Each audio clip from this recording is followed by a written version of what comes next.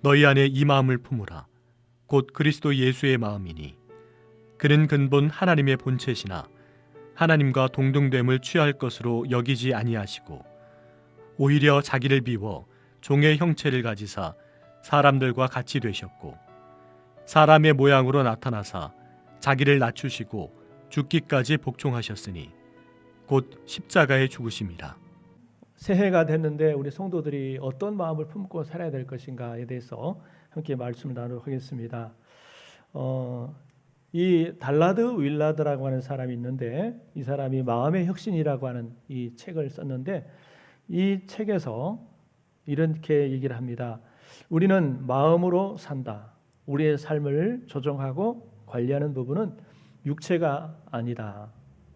그러면서 이렇게 덧붙였어요. 당신과 나의 가장 절실한 부분은 마음의 변화이다. 리노베이션이라는 표현을 우리가 많이 쓰죠. 사회에서 많이 써요. 리노베이션, 마음의 변화다. 인류 전체에 가장 필요한 필요도 동일하다라고 말씀했습니다. 우리 육체가 우리의 삶을 관리하는 것이 아니라 우리의 마음이 우리의 삶을 조종한다라고 하는 것입니다. 그렇다면은 우리 삶에 있어서 가장 중요한 부분이 바로 마음의 변화, 마음의 리노베이션이다라고 하는 것입니다. 마음의 변화가 없이는 우리의 삶이 달라질 수 없어요. 마음의 변화가 없이는 우리 삶이 새로워질 수가 없다라는 것입니다. 여기 앞에 제목에 보니까 새해라고 붙였잖아요. 새해라고 붙였는데 여러분 제가 자주 쓰는 표현입니다만은 해가 바뀌었다고 그래서 또 달력이 바뀌었다고 그래서 여러분 우리 삶이 달라지는 게 아닙니다. 가장 기본이 뭐냐면 우리 마음이 리노베이션 돼야 돼요. 우리 마음이 변화가 되고 우리 마음이 새로워져야 여러분 새해가 되는 것입니다. 우리 마음은 인생의 틀과 같습니다. 프레임 알죠? 틀. 거기다가 뭐 진흙을 넣거나 플라스틱 녹은 걸 넣거나 이렇게 하면은 그 틀대로 모양이 만들어지는 거예요. 그죠? 예. 마찬가지로 무엇을 넣어도 마음의 틀에 따라서 말, 행동, 생각 사용하는 것이 느끼는 것이 달라집니다. 그죠? 마음의 틀이 어떻게 돼 있느냐에 따라서 그 틀대로 만들어진다라는 거예요. 사도 바울은 로마 교회 성도들에게 보낸 편지에서 하나님의 은혜로 구원을 얻은 성도들은 우리 몸을 하나님이 기뻐하시는 산 제물로 드려야 된다라고 말씀했어요. 우리가 시간을 드리고 또 헌금을 드리고 다 중요하지만 우리 몸을 하나님 기뻐하시는 산 제물로 드리라라는 거예요. 말씀 한번 읽어보겠습니다. 시작.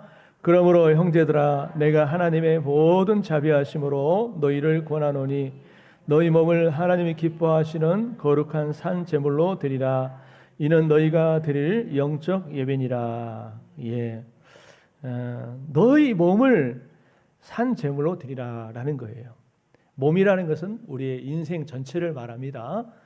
우리가 하나님께 예배 시간에 예물을 드리고 또 일정 시간을 내서 봉사를 하고 이것도 귀하지만 우리의 인생 삶 전체를 하나님께 제물로 드리라. 이것이 진정한 예배다라고 하는 것입니다. 자, 그러면서 그 다음에 아주 중요한 말씀을 해요. 그 다음에 한번 읽어볼게요. 시작. 너희는 이 세대를 본받지 말고 오직 마음을 새롭게 함으로 변화를 받아 하나님의 선하시고 기뻐하시고 온전하신 뜻이 무엇인지 분별하도록 하라. 이렇게 우리 몸을 하나님 기뻐하시는 산 제물로 드리는 진정한 예배의 삶을 살기 위해서 가장 중요한 게 뭐냐면 마음이 새롭게 함으로 변화를 받아야 된다라고 하는 것입니다. 우리 마음이 새롭게 되지 못하고 변화되지 못하면 여러분 그러한 삶을 살 수가 없다는 거예요. 그래서 가장 중요한 것은 우리 마음이 새롭게 됨으로 하나님이 뭘 기뻐하시고 하나님이 뭘 뜻하시는지를 살피면서 살아가야 한다는 거예요. 여러분 우리 마음이라고 하는 것은 우주와도 같아요. 우주가 얼마나 넓습니까? 사실 우리 마음도 그래요. 우리 마음은요 모든 것을 품을 수 있어요. 담을 수 있습니다. 근데 크게 두 가지로 담을 수 있어요. 어떻게 담을 수 있냐면 좋은 것을 담을 수도 있고 나쁜 것을 담을 수도 있습니다. 우리 마음속에 좋은 것을 담을 수도 있고 좋지 않은 것을 담을 수도 있어요. 이걸 좀 다르게 표현하면 좋은 것을 품을 수도 있고 좋지 않은 나쁜 것을 품을 수도 있다 그 말이에요. 여러분 마음을 한번 보세요. 여러분 마음속에 우리 마음속에 좋은 것을 품을 수도 있고 나쁜 것을 품을 수도 있어요. 좋은 마음을 가질 수도 있지만 나쁜 마음을 가질 수도 있습니다. 그래서 우리의 마음을 잘 다스리는 게 얼마나 중요한가 하는 것을 알 수 있는데 여러분 우리 마음속에 좋은 것이 들어오지 않고 품지 않고 나쁜 마음을 품으면 어떤 일이 벌어지는가 하는 것을 한번 예를 들어볼게요. 여러분이 잘 아시는 예수님의 12제자 가운데 가룟유다가 예수님을 부인하고 배반하고 은 30에 팔아 넘겨버리게 된 그 기본에는 바탕에는 어떤 게 있었냐면 요한복음 13장 2절에 보면 이렇게 기록되어 있어요. 한번 읽어볼까요? 자, 시작. 마귀가 벌써 시몬의 아들 가룟유다의 마음에 예수를 팔려는 생각을 넣었더라. 마귀가 사탄이 가룟유다의 마음에 예수를 부인하고 예수를 팔려는 생각을 집어넣었다라는 거예요. 여러분 가룟유다 뿐이겠습니까? 다른 제자들은 안 그러겠어요? 우리의 마음은 안 그러겠어요? 중요한 것은 이 마귀가 그 마음을 넣으려고 할 때에 중요한 것은 뭐냐면 이거를 내가 받아들일 수도 있고 거절할 수도 있습니다. 받아들일 수도 있고 거절할 수도 있어요. 그런데 가룟유다가 그 마음을 수용한 겁니다. 그 마음을 받아들인 거예요. 그래서 그 마음을 받아들여서 마귀가 원하는 대로 행동을 한 겁니다. 부인하고 팔아넘긴 거예요. 가룟유다는 사탄에 의해서 그 마음에 예수를 팔려는 마음을 먹은 것을 보게 됩니다. 사탄은 이렇게 우리 마음에 좋지 않은 것들, 안 좋은 것들을 품게 만든다는 것을 알 수가 있어요. 여러분 가룟유다만 그런 게 아니에요. 믿음 없는 사람만 그런 게 아닙니다. 세상 안 믿는 사람만 그런 게 아니에요. 예수를 잘 믿는 사람, 오늘 예배당에 나와서 예배하는 우리에게도 마귀가 오늘 어떻게 하면은 저 사람 마음속에 이 안 좋은 생각, 나쁜 마음을 품게 할 것인가 하면서 그런 마음을 집어넣으려고 지금 호시탐탐 노리고 있다는 사실을 여러분 꼭 기억하시길 바랍니다. 그래서 성경에 그렇게 표현하고 있잖아요. 너희 대장 마귀가 우는 사자와 같이 두루 삼킬 자를 삼키려고 지금 엿보고 있다고 말이에요. 맹수들이 먹잇감을 잡으려고 잔뜩 움켜리고 숨어 있잖아요. 숨어 있다가 결정적인 순간에 확 튀어나가 가지고 먹잇감을 물는 것처럼 이 마귀가요, 우리 주변에 호시탐탐 이렇게 노리고 있다가 어떻게 하면은 저 마음 속에 생각 속에 나쁜 생각, 부정적인 생각을 심어 줄 것인가 하면서 지금 노리고 있다가 말이에요.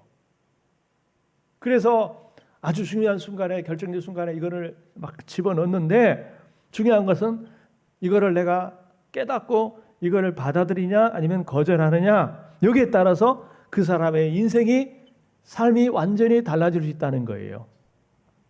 그러므로 여러분, 사탄 마귀가 여러분 가운데 나쁜 마음, 부정적인 마음을 집어넣으려 하거든 그거를 여러분 받아들이지 말고 예수 이름으로 물러가라, 여러분 즉시 물리치시길 바랍니다.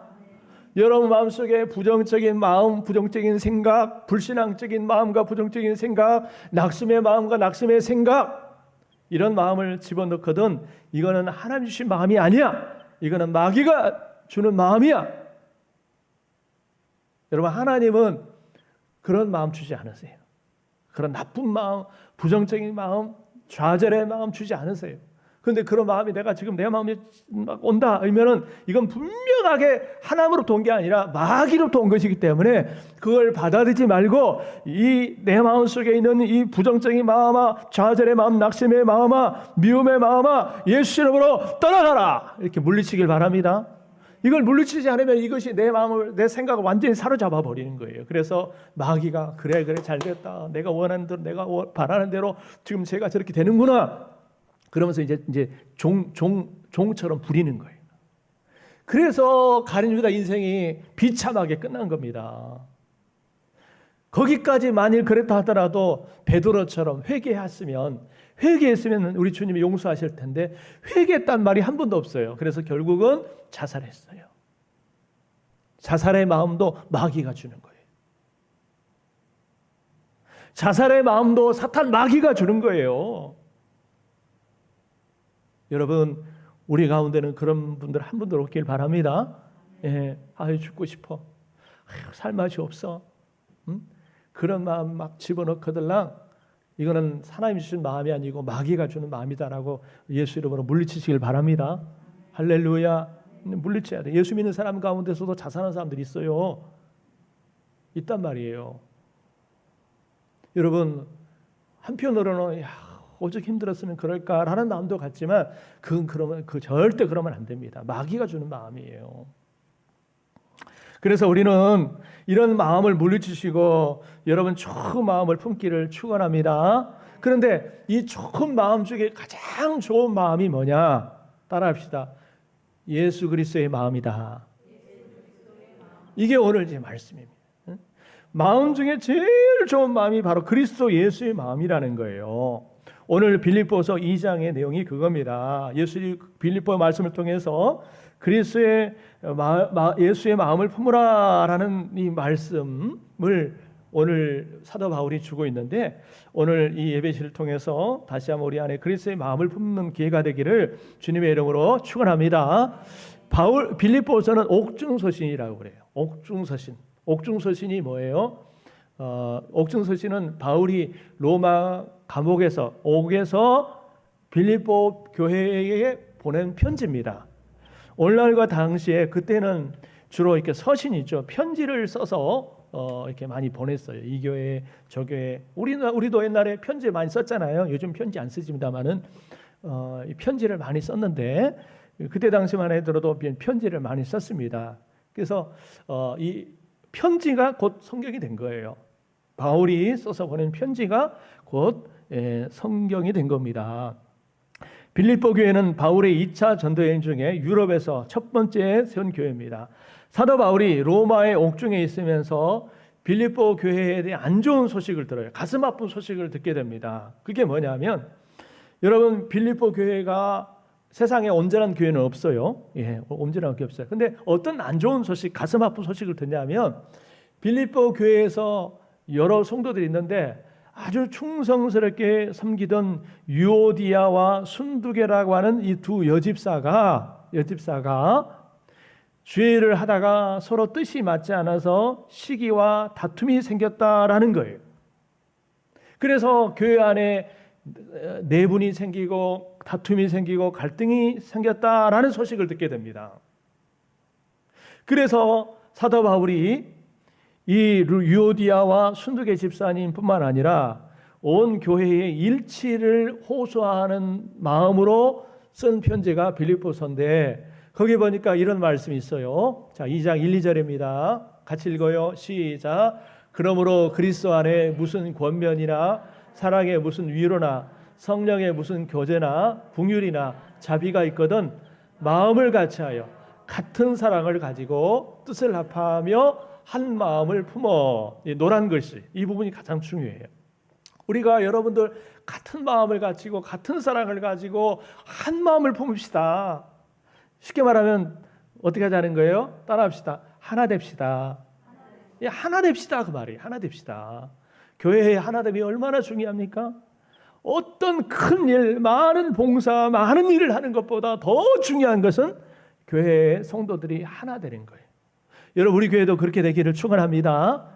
하나 되는 게 가장 중요한 거예요. 일을 적게 하더라도, 심지어는 안 하더라도 한 마음을 품는 게 더 중요하지, 일을 많이 하다가 다툼과 분열이 일어나면은 그건 하나님 기뻐한 뜻이 아닙니다. 여러분, 하나 되라, 불협화음을 내지 말라라고 하는 거예요. 그런데 사도 바울의 말씀이 빌립보 교회 성도들에게 아주 중요한 도전이 되었어요. 왜 그러냐면 여러분 머리로는 우리가 알아요. 뭐 우리가 뭐 어디 사회든 가정이든 어디든 하나 된다는 걸 알잖아요.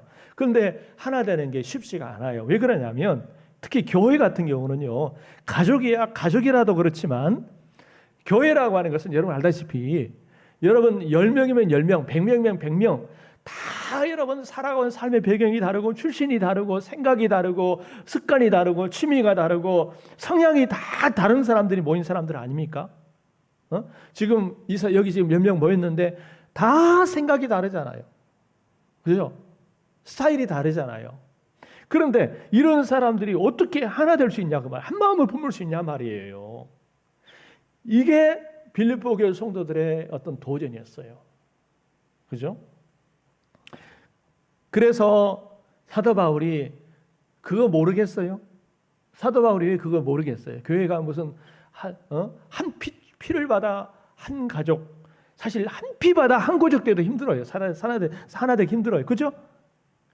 한 피 받은 형제라 할지라도 다툼이 있고 싸움이 있잖아요. 부부라 할지라도 다툼이 있고 싸움이 있잖아요. 가족이라 할지라도 다툼이 있고 싸움이 있잖아요. 그런데 전부 다 삶의 모든 게 삶의 배경과 출신이 다른 사람들 어떻게 한 마음이 하나가 될 수 있냐는 거예요. 어렵다는 걸 사도 바울이 압니다. 그래서 이 문제를 해결할 수 있는 아주 중요한 영적인 원리를 제시하는데 그게 오늘 말씀의 이 대답입니다. 한번 읽어봅시다. 시작. 너희 안에 이 마음을 품어라. 곧 그리스도의 예수의 마음이니. 여러분 빌립보 성도 여러분 안에 다 여러분 이 마음을 품으십시오. 그 마음이 누구의 마음이에요? 바로 예수의 마음이라는 거예요. 여러분 왜 갈등과 분쟁이 일어나느냐? 그 이유는 성도가 예수님의 마음이 아니라 자기의 마음을 품고 살아가기 때문에 갈등과 분열이 생긴다는 거예요. 10명이면 10명이 전부 다 예수의 마음을 품어야 되는데 다 자기 마음 품고 살아가니까 갈등이 일어나고 분열이 일어나고 다툼이 일어난다는 거예요. 그래서 사도 바울이 여러분 예수님의 마음을 품으십시오. 특히 여기 보니까 유오디아를 권하고 순두계를 권한다. 1차적으로는 유오디아 집사님, 순두계 집사님에게 먼저 권합니다. 주 안에서 같은 마음을 품으십시오 라고 권면해요. 이 같은 마음이 누구의 마음이에요? 바로 예수님의 마음을 품으십시오. 유오디아 집사님, 예수님의 마음을 품으십시오. 순두계 집사님도 예수님의 마음을 품으십시오 라고 말씀을 하고 있습니다. 여러분 전도면 전도, 봉사면 봉사, 선교면 선교, 헌금은 헌금 아주 열심히 하는 그런 마음도 귀하지만 무엇을 하든 간에 예수님의 마음을 품어야 한다라는 것입니다. 여러분 꼭 나쁜 마음 때문에 갈등이 일어나는 게 아니에요. 자, 예를 들어서 한번 예를 들어 볼게요. 우리 여기 뭐 최 집사님이 아무개 집사님이 가지고 야 우리 도적질 합시다. 우리 사기 칩시다. 우리 남의 것을 훔칩시다. 여러분 그렇게 한다고 해서 갈등이 일어나는 게 아닙니다. 나쁜 마음을 품는다고 해서 갈등이 일어나는 게 아니에요. 여러분 그렇게 하라고 하지만 아니 난 싫어. 그건 나쁜 거야. 난 안 할 거야. 여러분 이렇게 동조하지 않을 수 있어요.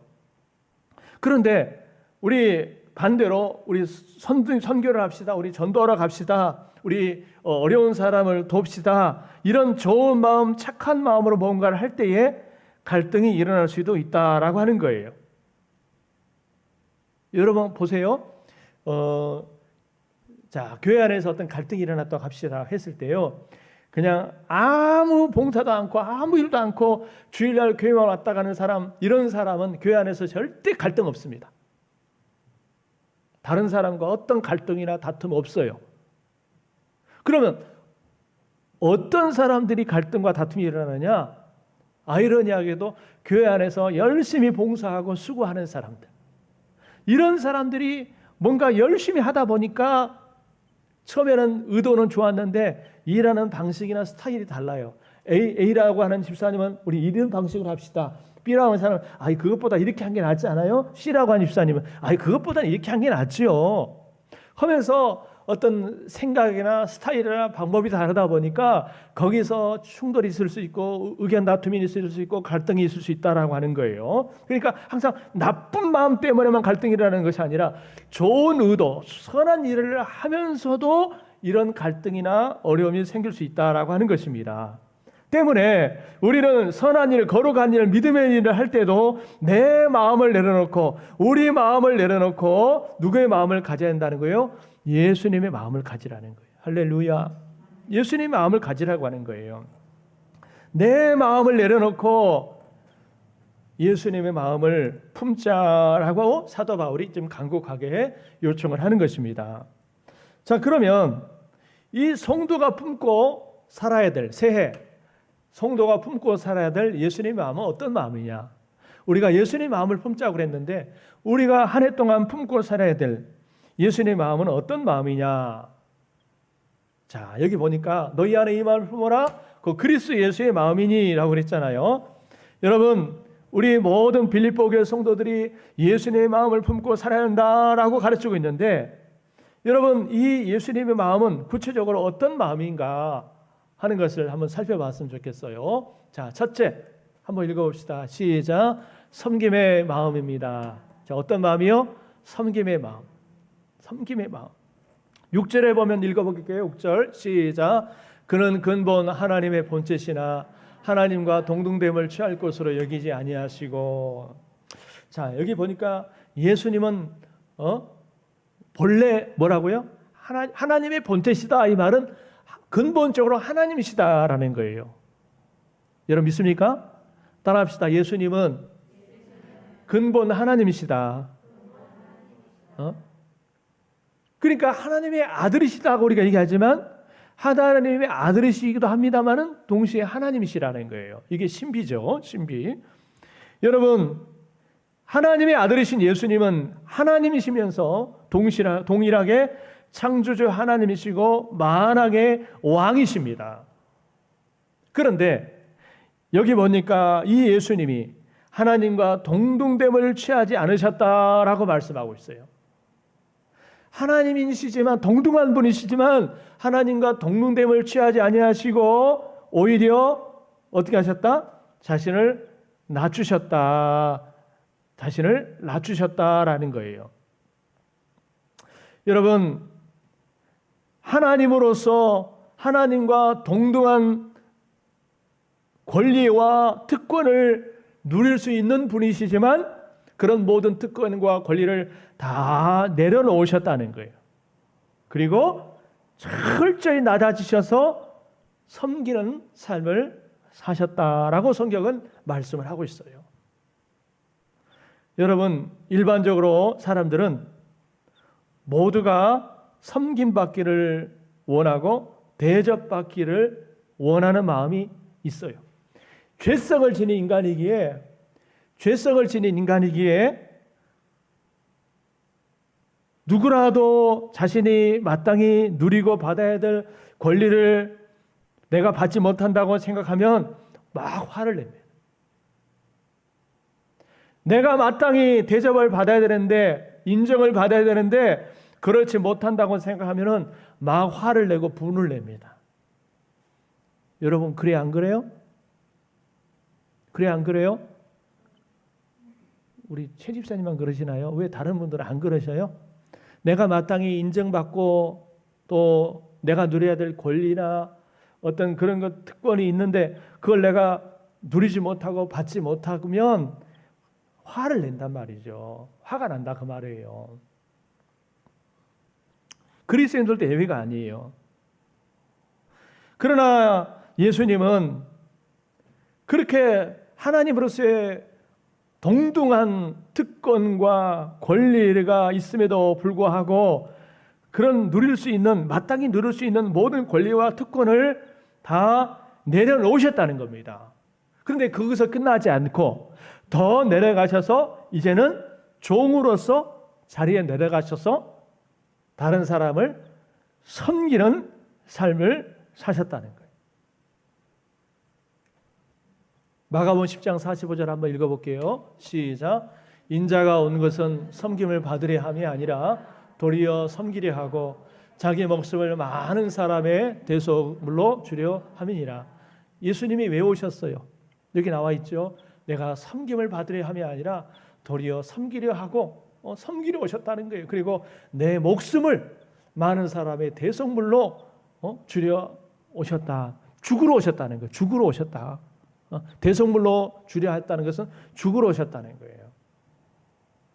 다시 말씀드려요. 예수님은 섬기를 받으려 오신 것이 아니라 섬기려 오셨고, 살려고 오신 것이 아니라 죽으시러 오셨다라는 거예요. 얼마나 이 놀라운 진리입니까? 그러면서 섬김의 본을 보이셨어요. 그러면서 제자들에게 이렇게 말씀하셨습니다. 마태복음 23장 11절 읽어요. 시작. 너희 중에 큰 자는 너희를 섬기는 자가 되어야 하리라. 지금 1차적으로는 제자들에게 말하는 거예요. 제자들이요, 세상의 지배자들, 권세자들, 뭐 정치인들을 막 보면서 나도 저 높은 자리에 올라가 가지고 나도 막 사람들을 막 부리고 싶다, 군림하고 싶다, 대접받고 싶다, 높임받고 싶다, 그런 마음이 있었어요. 예수님이 제자지만 여전히 그런 마음을 내려놓지 못하고 세상의 집권자들, 지도자들, 권세자들을 보면서 나도 저렇게 높은 자리에 앉아가지고 대접받고 섬김받고 싶다, 인정받고 싶다, 편하고 싶다, 그런 마음이 있었어요. 그래서 여러분, 제자들이 뭐라고 그래요? 야고보와 요한이 예수님 찾아와서 예수님, 주의 영광 중에 하나는 주의 우편에, 하나는 주의 좌편에 앉게 해주십시오 라고 요청을 하잖아요. 이걸 요즘 말로 뭐라고 그러냐면, 따라합시다. 인사청탁. 여러 12 제자들이 있는데 둘이 멀리 와가지고 예수님 앞에 주님이 나중에 영광 받으실 때 한 사람은 오른편에, 한 사람은 왼편에 앉게 해주십시오. 높은 자리에 앉게 해달라는 거예요. 좋은 자리에 앉게 해달라는 거예요. 여러분, 비단 이 마음이 야고보와 요한에게만 있었습니까? 다른 제자들도 다 있었어요. 단지 마음에 있는데 얘기만 안 할 뿐이에요. 예수님이 다 아시죠. 그러면서 예수님이 하신 말씀이 바로 저 말씀입니다. 한번 읽어볼게요. 너희 중에 큰 자는 너희를 뭐하는 자가 되라? 섬기한다는 자. 너희들이 자꾸 크려고 그러는데, 너희들이 자꾸 높아지려고 그러는데, 너희가 크게 되고자 하면은, 높아지려고 하면은 오히려 섬기는 자가 되라는 말이에요. 할렐루야. 섬기는 자가 될 때 바로 그 사람이 큰 사람이라는 겁니다. 이게 하나님 나라의 질서예요. 세상에서는요 그러지 않습니다. 세상에는 높은 자리에 올라가 가지고 대접받고 섬김받는 게 큰 사람이에요. 그러나 하나님 나라의 법칙은 반대입니다. 대조입니다. 오히려 낮아져서 다른 사람을 먼저 섬기는 사람이 오히려 큰 사람이라는 거예요. 이게 세상 법칙과 하나님 나라의 법칙이 이렇게 다릅니다. 여러분, 오늘 저와 여러분들은 어느 나라의 법칙을 따르고 있습니까? 어디에 속해 있습니까? 여러분, 세상의 법칙을 따르고 있습니까? 하나님 나라의 법칙을 여러분 따르고 있습니까? 내가 성도라고 하면서 여전히 하나님 나라의 법칙을 따르지 않고 세상의 법칙을 따라서 대접받으려고 그러고 섬김받으려고 한다면, 또 누군가에서 굴림받으려고 한다면, 여러분, 이 사람은 진정한 하나님 나라에 속한 사람이라고 말할 수가 없습니다. 여러분, 예수님이 십자가상에서 우리에게 보여주신 가장 첫 번째 정신은 바로 무슨 정신이라고요? 섬김의 정신이에요. 따라합시다. 섬김의 정신. 섬김의 정신. 그래서 오늘 예배드린 우리 마음을 한번 살펴보시고, 내가 예수님이 이렇게 낮아지셔서 하나님이시지만 하나님으로서의 동등됨을 취하지 아니하시고 낮아지셔서 여러분 섬김을 사셨는데, 내가 예수님의 섬김을 받고서도 내가 여전히 교회 와서 섬김을 받으려고 그러고 대접받으려고 하는 그런 마음이 있다면, 여러분 회개하시고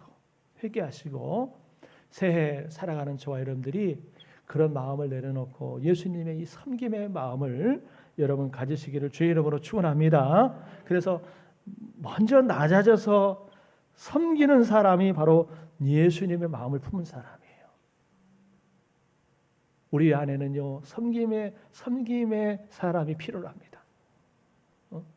우리 교회에 헌금을 많이 하는 사람이 필요한 것이 아니라 이렇게 예수님 마음 붙고 낮아져서 섬기려고 하는 그런 마음을 가진 사람이 필요해요. 남이 하기 싫어하는 거, 남이 하기 싫어하는 거 내가 하겠습니다. 제가 하겠습니다.